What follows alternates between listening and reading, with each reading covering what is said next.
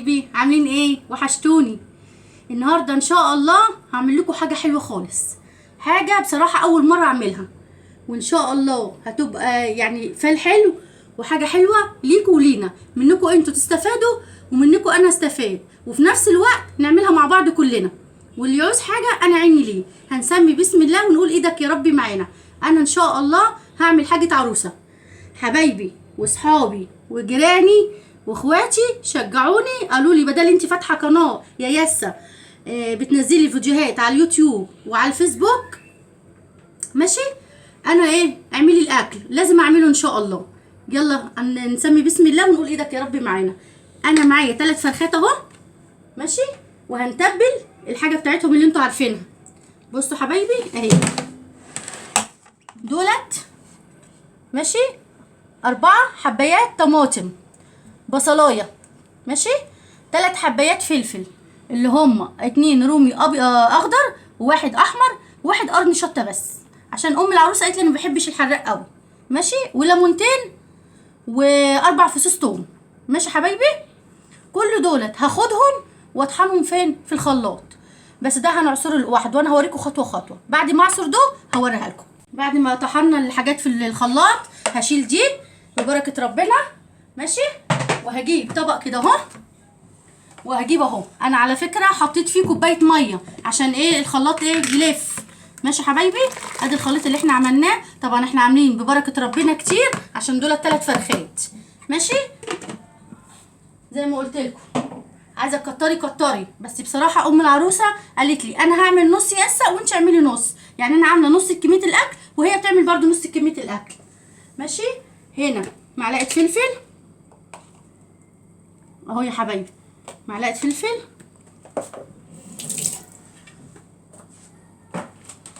وهنا معلقه كمون اهو،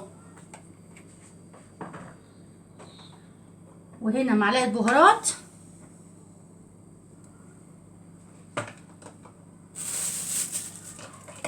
وهنا برضو بهارات فراخ شايفين اهو،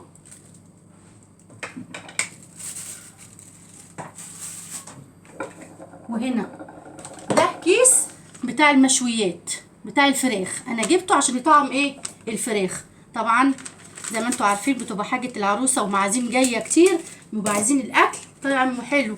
ده بصوا الكيس كله اهو، شايفينه اهو، ده كيس عشان المشويات بتاعت الفراخ، ماشي حبايبي.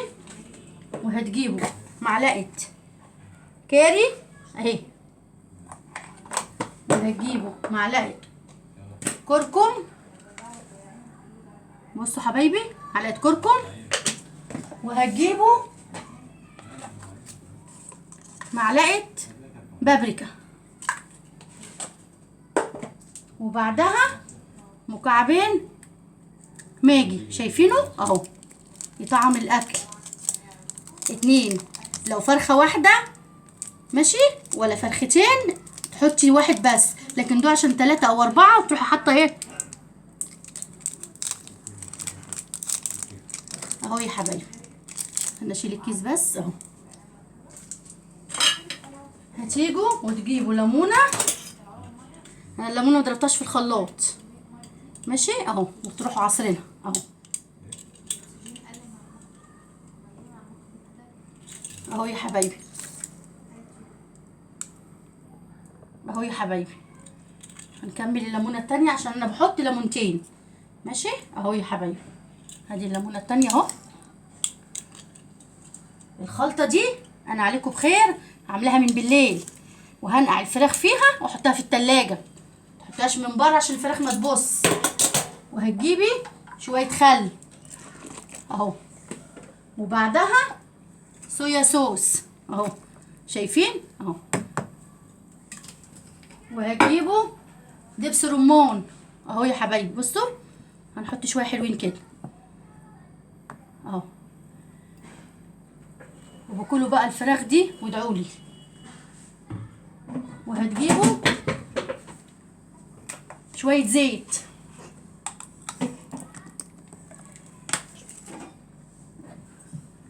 وصلصه،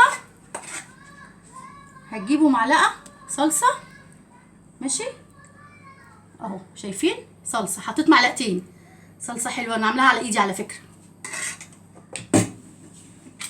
وهتجيبوا وتقلبوا الخليط ده كله مع بعض. بصوا ببركه ربنا، انا مش هحط شطه ولا اي حاجه عشان زي ما قلت لكم هما بيحبوش الشطه كتير، كل واحد وطلبه. ماشي. واي حد عنده عزومه، عنده مناسبه، حتى لو الاسره نفسها وعايزه تعمل اكل، انا عيني ليكم. ماشي. بس بصراحه عشان من غير زعل انا ما بروحش عند حد، اعمل الاكل في بيتي عشان كل واحد ياخد راحته اللي انتوا عايزينه، واي نوع اكل واي طلبيه انتوا عايزينها انا عيني ليكم، هعمل لكم كل حاجه. ماشي. حاجه عروسه، اي مناسبه، انا مش هسمي طبعا، ايه ربنا يخلي ويفرح الجميع يا رب. ماشي. بصوا حبايبي، واحط معلقه ملح ابيض عشان انا نسيت احطها مع الحاجات اهو. ماشي. هنقلب كده وهجيب الفراخ ونحطها مع بعض واقول لكم هنعمل ايه تاني.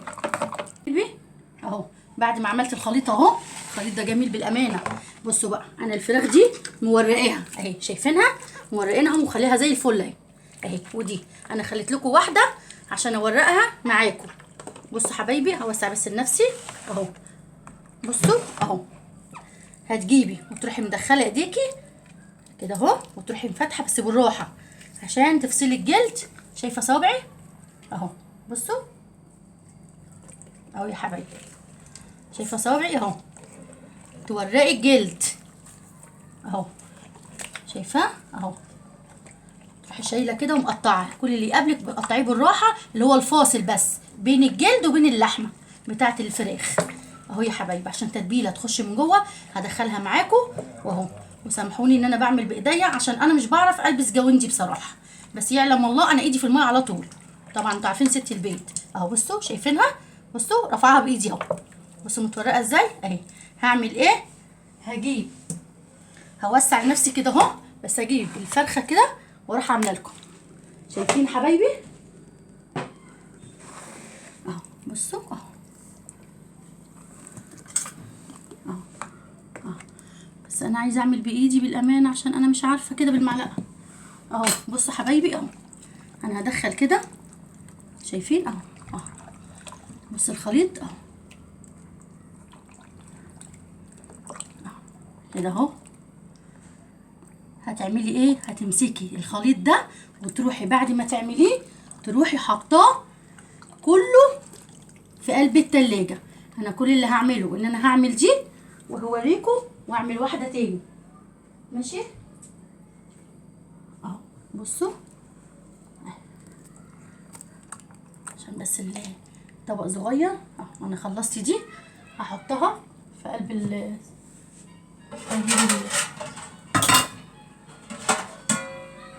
اهو. بصوا اهو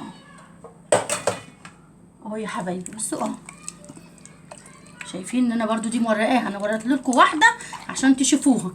بصوا بقى، دولت زي ما قلت لكم عشان حاجه عروسه، انتوا لو عايزين تعملوا واحده في قلب البيت ماشي اعملوها نفس الخليط ده، هتطلع زي الفل. بصوا اهو، انا هخلص دي والتالتة وهوريكم في الاخر. بصوا حبايبي، بعد ما عملتهم اهو هجيب الخليط ده عليه كده، شايفاه اهو. انا حطيتهم في حله عشان ايه؟ يقضي واللي يبقى ايه معمول في الخليط. ماشي اهو يا حبايبي، هتهزيه كده اهو. برضو الخليط ده مش هنرميه، وهقول لكم هنعمل بيه ايه، بس احنا طبعا عشان يعني بركه كتير حطيناهم في الحله دي وهنحطهم في التلاجة، وخطوه خطوه هنشوف هنعمل ايه لحد بكره ان شاء الله. بصوا حبايبي، الفراخ اهي بعد ما نقعتها من امبارح حطيتها في التلاجة. عارفه دي اول ما تحطيها في التلاجة على طول بالخليط ده هتروح عامله ايه؟ تستوي بسرعه. ماشي. كل اللي انا هوريه لكم، انا عامله الفرختين دي بس هوريكم. استنى نجيب صينيه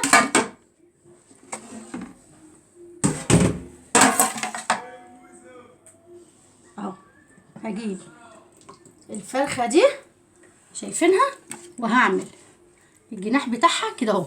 بصوا اهو، تقلبيه الناحيه التانيه كده اهو. عايزه تشيليه شيليه، مش عايزه تروحي قلبها كده اهو، تروحي دايسه عليه كده عشان ما يتحرقش منك. شايفاه اهو اهو اهو. شايفاه اهو. بصي حبيبتي اهو كده اهو. تروحي جايبه دي تروحي مكتفاها، عايزينك حشو اهو من تحت. مش عارفه اعمليها بخله، مش عارفه اربطيها بفتله، يعني 3 حاجات معاكي.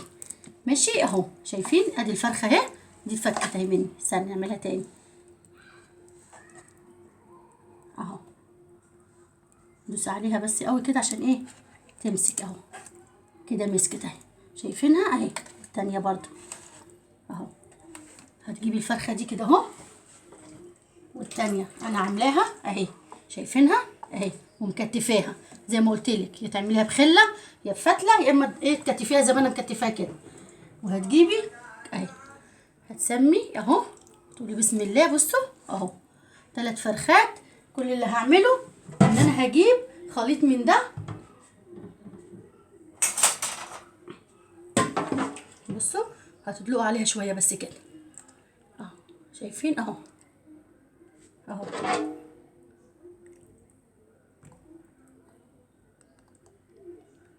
والخليط ده شايفينه اهو، قرب كده.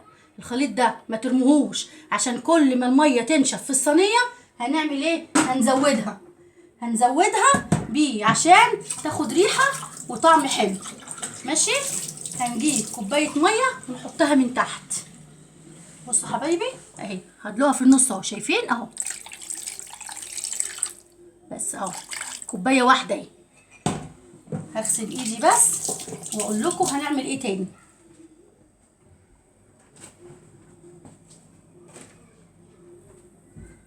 هجيب ورق فويل زي ده. انا مولعه الفرن سخنه. بصي اكبر حراره عندك تولعيها. انا احطها في الفرن من تحت، انا مولعاها واحطها فين؟ من تحت. هجيب ورقه تاني عشان اكتم البخار بتاعها ما تاخدش وقت وتستوي. واحنا كده اصلا عشان حاطين لها توابل هتستوي بسرعه التوابل. وعشان قاعده من امبارح في قلب الثلاجه ومبيتاها، هتستوي معاكي ان شاء الله في ثواني، مش هتكمل. وهقول لكم الوقت اللي هتقعد فيه قد ايه. ماشي. اكتميها كده اهو، وسيبي بعد ما تعدي ساعه وربع تروحي بص عليها الميه بتاعتها نشفت. زودي يا اما الخليط اللي انت ناعينه فيه، يا اما شويه ميه. ماشي حبايبي. كل اللي هعمله زي ما قلت لكم، انا حطها على الصاجه من تحت. لقيتي الفرن بتاعتك حاميه وحلوه، حشي الورق بعد ما تستوي، حمريها كلها. لقيتيها بيضه من فوق، ولعي عليها الشوايه. انا وريتكم كده اهو، وهحطها في الفرن واقول لكم هنعمل ايه تاني. حله كبيره اهي، عشان حطيتها فيها معلقتين سمنه كبار، عشان انا هعمل لحمه مفرومه كتير، صواني كتير يعني. بصوا ببركه ربنا مخرطه بصل قد ايه، شايفينه اهو. هعمل كده اهو، هنسمي بسم الله اهو. اللحمه والصواني عايزه بصل كتير طبعا، عشان ايه؟ مناسبات اهو. البصله يا دوبك هتدبل. ماشي. واروح حاطه الفلفل ده، شايفينه اهو. بصوا حبايبي اهو. يبقى كده حطينا هنا ايه؟ بصل، وهنا فلفل، واللحمه المفرومه اهي، شايفينها اهي. كل اللي انا هعمله البصله تدبل شويه، احط عليها الفلفل واروح معصجه بيها ايه؟ اللحمه المفرومه، واحط التوابل واقول لكم. انا حاطه هنا ميه بتغلي عشان سلق المكرونه، وهنا حاطه سمنه ماده دهنيه يعني سمنه وزيت. ماشي. ودول دقيق. انا هعمل 3 صواني ببركه ربنا بشاميل. الصينيه عليها كوبايه دقيق، يعني بالمعلقه 10 معالق. ماشي. الصينيه اللي هي ايه؟ الصغيره نص كيلو، عليها 10 معالق او كوبايه اللي هي بتاعت ايه؟ المج بتاع الشاي. ماشي. دولت انا معايراهم وعارفه، بس انا عشان هعمل كتير زي ما قلت لكم. وهنا الميه هحط المكرونه. ماشي. هحط ملح بس الاول اهو. حطينا ملح في الميه. ماشي اهو. هنقلب الميه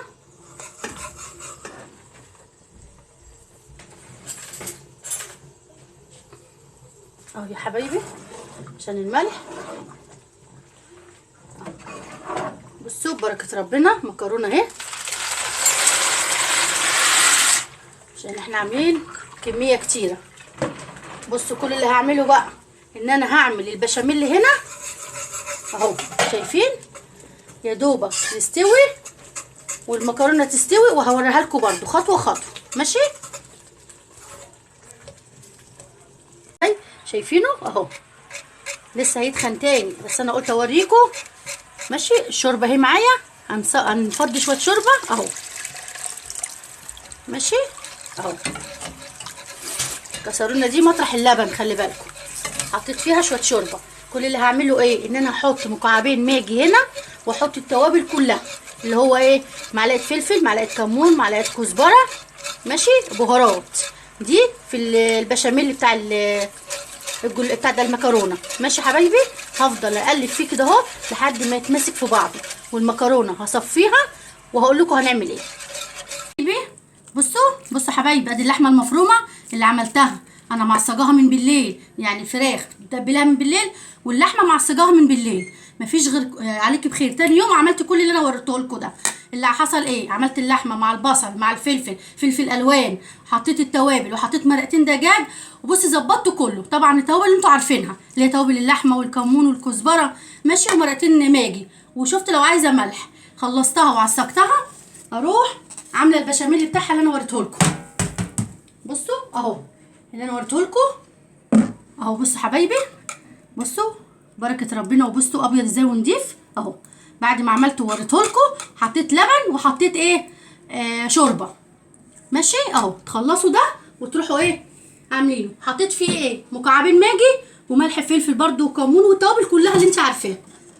ماشي اهو، شوفوا سايل ازاي، ما يكونش خفيف قوي ولا تقيل قوي. ده البشاميل طبعا احنا عاملين كميه كتير زي ما انتوا عارفين، دي حاجه عروسه. طبعا المكرونه دي انا خدت منها شويه اهو. بصوا حبايبي اهو، استنى اوسع لكم اهو. بس اهو، بصوا حبايبي، هحط شويه بشاميل اهو، شايفين اهو. وبعد كده هقلبه. احنا عاملين بشاميل ببركه ربنا كتير. هاجي هروح مقلباه ببعض كده اهو. انا بوريكم بس صينيه واحده، وانا الباقي هعمله كله ان شاء الله. بصوا اهو، لازم تدخلي الخليط ده المكرونه بعد ما حطينا الميه وسلقناها. حطينا طبعا في الميه ملح تستوي، بس ما تسويهاش قوي، يعني بيكون فيها حته سيكه كده. تروحي ماسكه مصفياها وما تغسلهاش ميه، لا ما تغسليش ميه خالص. هتجيبي صينيه وتروحي ايه تفضيها شويه كده. ماشي حبيبتي اهو. المكرونه زي ما قلت لكم حطيت فيها ملح بس، وتيجي تروحي مصفياها، وبعد ما تصفيها ما تغسلهاش بميه ساقعه. طبعا البشاميل ما بتغسلش. هتحطي ده كده وتحطي فيه الحاجه اهو. ليه البشاميل ده لما تنزليه كده اهو، عايز شويه مكرونه تاني اهو. بصوا اهو، لازم تدوسي عليه كده شويه عشان تمسك في بعضها اهو يا حبايبي. بصوا، وهتجيبي مكرونه طبعا تملي بتاع ده اللحمه، تملي لحمه حلوه بالهنا والشفا. بصوا طبعا عشان عزومات تدي الحاجه ايه حقها، عشان مفيش حد يعيب عليكي. وزي ما قلتلك، اللي عايز اي مناسبه انا اعملها له. ماشي، حتى لو يعني عيله اسره في البيت وعايزه تغير مثلا اكل بره، انا اعمل لها اللي هي عايزاه. اي حاجه عايزين تجيبوا الاكل زي ام العروسه كده ما جابتهولي وانا اعمله لكم، ماشي. عايزين انا اجيب لكم الحاجه برضو، ماشي، اللي يعجبكم. يعني هنا معاكم وهنا معاكم، ماشي. وانا ما تخافوش، انا مش هاخد ايه منكم اسعار غاليه زي اللي بره، ما تخافوش. انا عارفه الاسعار وعارفه الدنيا غلا، يعني ابقى حنين عليكم ان شاء الله. ما حنين غير ربنا احسن من الكل. ماشي حبايبي اهو. بصوا انا عملتها اهو، عملت لكم لحمه اهو، شايفين. وهاجي اجيب عشان ادير لك كده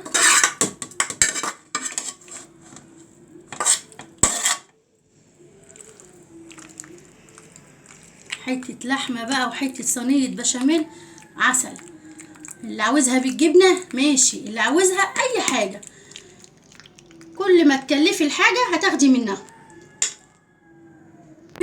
اهو. بعد ما عملنا اهو الطبقه التانية اللي هي اللي على اللحمه ماشي. هنجيب البشاميل شايفينه اهو، ونروح عاملينه كده اهو يا حبايبي. شايفين البشاميل حلو ازاي؟ بركة ربنا. يا رب بقى، يا رب ادعوا معايا الحاجة تطلع تعجب اهل العريس والعزومة وتبقى زي العسل.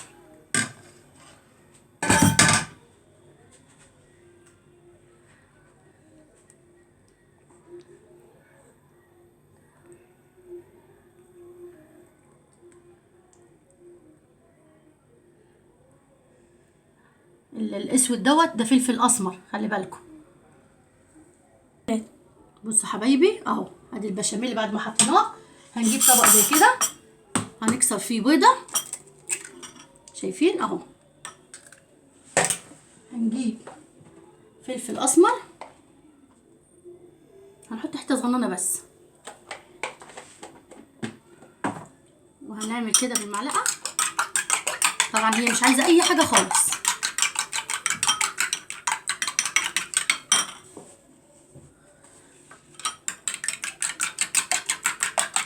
بصوا حبايبي اهو، هنحطها على الوش. اللي حابب بيض يحط، واللي مش حابب دي حاجه حريه.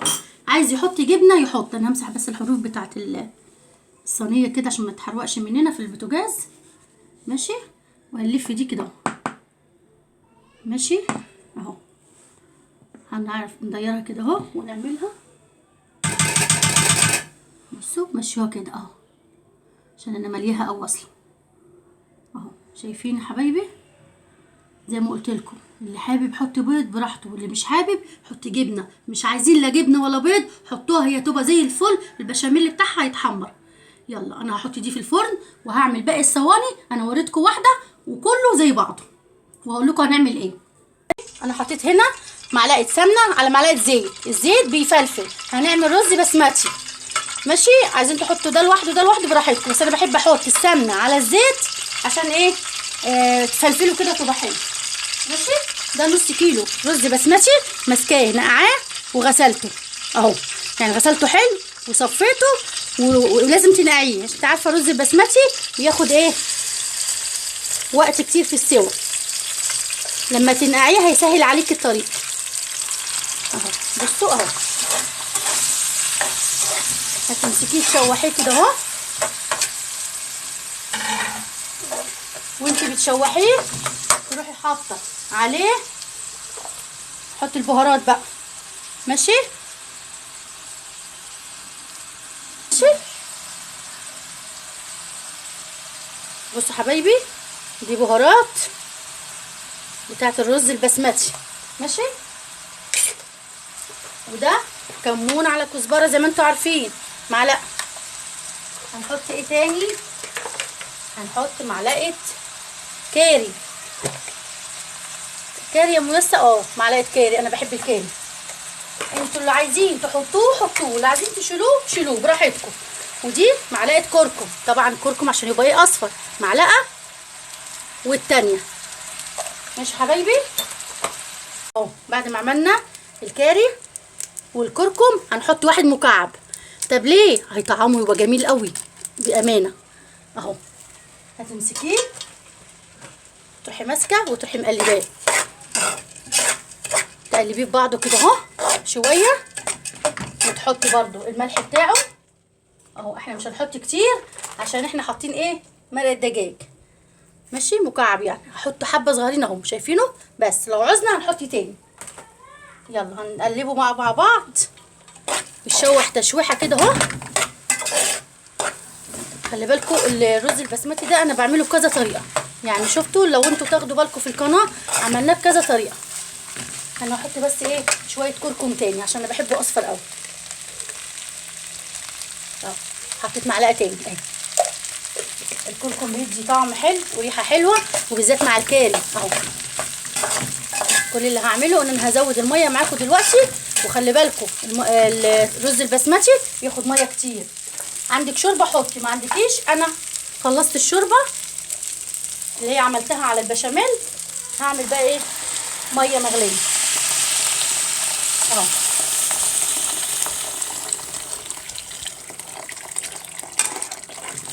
ده نص كيلو. ما تخافيش حتى لو انت زودتيه الميه، بص اهو زودتيه ميه وعاز منك تاني مش مشكله، سقسقي كده وتروح حطاه. شايفين الميه بتاعته اهي، انا مغطيه قوي وهصب شويه تاني اهو. اهو شايفينه اهو. كل اللي هعمله هسيبه يتشرب، وبعد ما اسيبه يتشرب ماشي هوريهولكوا في الاخر اعمل ايه، ولو عايز ميه هقول لكم. احنا هنعمل هنا جنب الاكل ده عشان في فراخ مشويه هنعمل سلطه الطحينه. احنا هنا حطينا ربع كيلو طحينه، هنحط عليه شويه ميه سخنين اهي، شويه صغيرين بس ماشي، وهنقلبهم مع بعض اهو. ولما الميه دي تبرد هقول لكم هنعمل ايه ماشي يا حبايبي. بصوا الطحينه، بصوا الطحينه ابتدت تتخن ازاي، شايفينها اهو. شايفين يا حبايبي اهو. انا هحط شويه ميه تاني اهي. بصوا حبايبي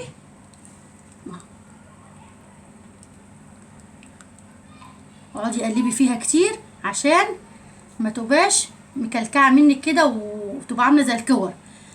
بس اول ما الميه تبرد بتاعتها عشان نحط الزبادي مع بعض وهقول لكم هنعمل ايه تاني ماشي. تبرد واقول لكم، انا هفضل اقلب فيها بس. بصوا حبايبي ادي الطحينه اهو بعد ما الميه بتاعتها بردت، بصوا عامله ازاي جميله. اعملوا الطريقه دي جميله. وهجيب هنا 4 علب زبادي هنحطهم اهو، زبادي ماشي. دي طحينه بالزبادي اهي، وتقلبيها في بعضها كده اهو اهو. اجيب مضرب البيض، المضرب بيضرب اكتر اهي. شايفين اهو. وهتيجوا تروحوا عاملين عليها. بصوا بقى دي اختياري، عايزين تحطوا توم حطوا، مش عايزين براحتكم. انا هحط ليمونه اهو، ده عملت نص والنص التاني اهو ماشي.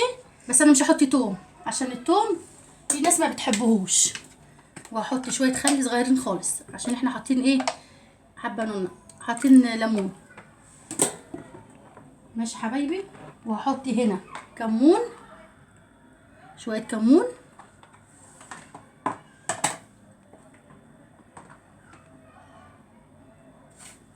وهحط ملح. وهتيجوا تقلبوه كله ببعضه وتدوقوه. عايز ملح حطوا، مش عايز براحتكم اهو يا حبايبي. في ناس بتحط توم وزيت اللي يعجبكم، بس انا مش عايزه احط توم ولا زيت عشان انا خايفه اللي هما ايه ما يحبوش لا توم ولا زيت ماشي يا حبايبي. وزي ما قلت لكم الطلبيه اللي انتوا عايزينها قولوا لي احنا عايزين كذا يا ميسه واحنا هنعملها لكم ماشي يا حبايبي. طب هتوصلوا لي ازاي؟ اكتبوا لي في الكومنتات، اكتبوا لي قولوا لي احنا عايزين طلبات كذا وانا عيني ليكم